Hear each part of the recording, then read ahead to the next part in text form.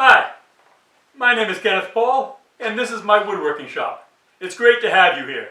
Each week I try to produce a new video showcasing either a project from the shop or a woodworking technique. This week's project is another rifle case. I tend to do a fair amount of pistol and rifle cases because, like I said, they're well suited to small shops. You don't need a lot of equipment, you don't need a lot of materials, and they sell well. This week's rifle case is a Remmington 700 target rifle with a bull barrel. And as always, if you like the content I'm producing here, do me a favor. Hit subscribe, hit like, and if you have any questions or comments, leave them in the comments section and I'll answer them. Alright, here's the rifle case.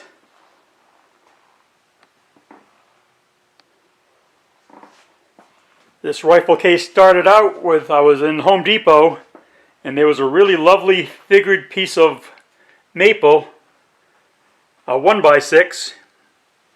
You can see where I joined it down the middle here, cut it into, I book matched it, then joined it, and that became the lid and the base. So I used the curly maple. The case is made out of cherry, half-blind dovetails, which I think are necessary on the rifle cases for structural integrity. Standard suitcase hardware.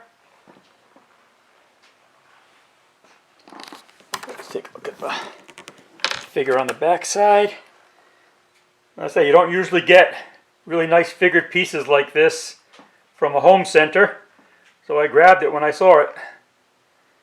And I kept it here in the shop waiting for the right project. And as I commented on the other rifle case, if you're going to use a suitcase type handle, don't use wood screws from the surface to attach it. Screw from the inside using machine screws. I wouldn't trust the wood screws over time.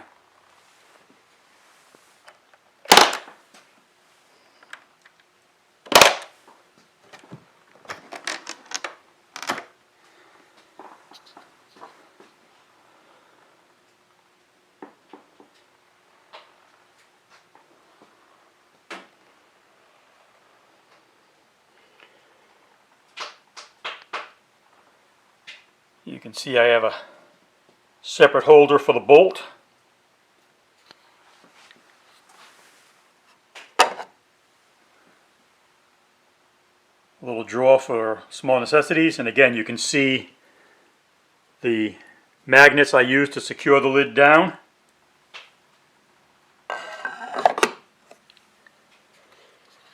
And you can see here I have a full-length cleaning rod.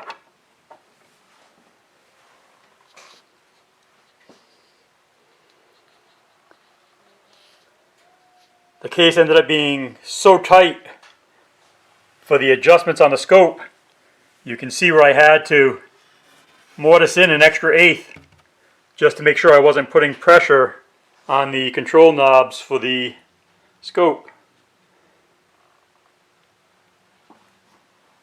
I used a different lid support than the Brussos I usually use, although I'm using the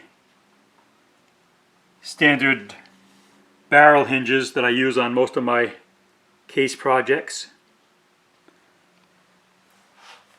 And again, this block makes sure that the bolt stays in place,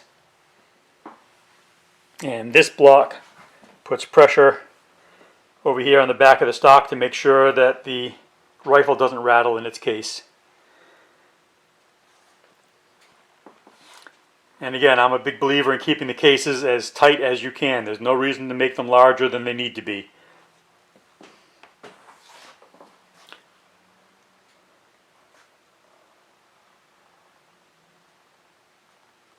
This case is a little different than some of my other cases. On this one, I glued the felt directly to the lid and bottom instead of on a separate piece and gluing them down. And instead of having the French fitted case like I have on the Henry rifle case, I just put saddles to hold everything in place. And again, that raised lip on the inside is important.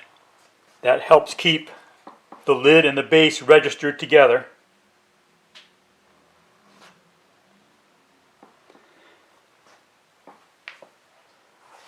Alright, you can see where I put this little Remington hat pin. There's a reason that's there. I spilled a drop of hot glue there and I couldn't get the stain out. So in order to not have to make a whole new block, I picked up a little Remington hat pin that was the size of the little hot glue mark, put that down, and a problem becomes an asset.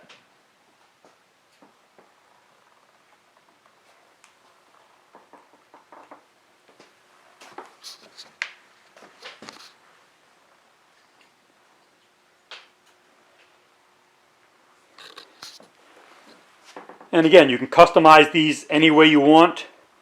You can add cartridge blocks. You can put a holder for the bolt, which I always think is a great idea for transport. You can put some of the takedown tools inside. You can have the multiple separate drawers. I always like to include a full-length cleaning rod in my cases.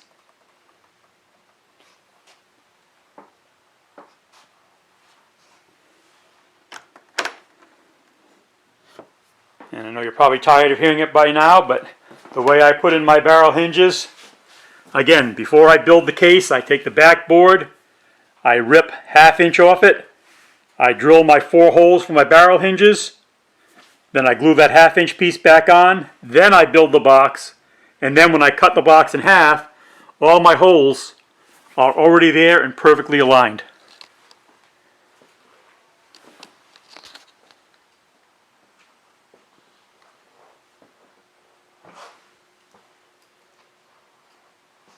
I really like curly maple. I just do.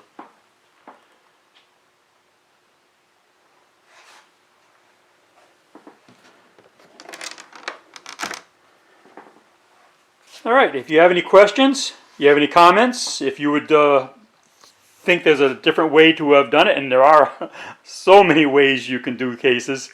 If you have any comments, leave them. I'd be glad to talk to you about it.